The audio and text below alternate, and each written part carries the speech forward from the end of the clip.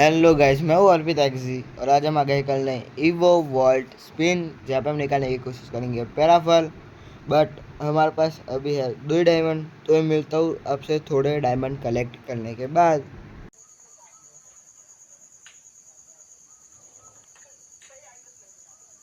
Finally victory purchase हो चुकी है। अब मैं मिलता हूँ सारे डायमंड कलेक्ट करने के बाद।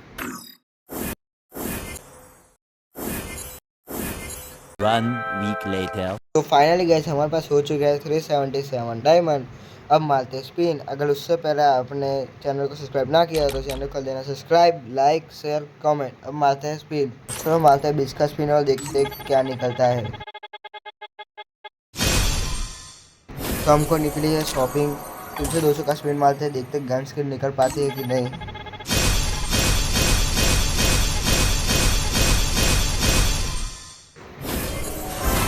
तो फाइनली हमको निकल चुकी है M188 की स्किन। पर पैराफल की चाहिए थी। पैराफल की स्किन निकल चुकी है गाइस। ये बहुत लकीली होता है कि एक स्पिन 2 गन से निकले। अगर वीडियो अच्छा लगा तो वीडियो को लाइक करना, शेयर करना, कमेंट करना। मिलते हैं नेक्स्ट वीडियो में।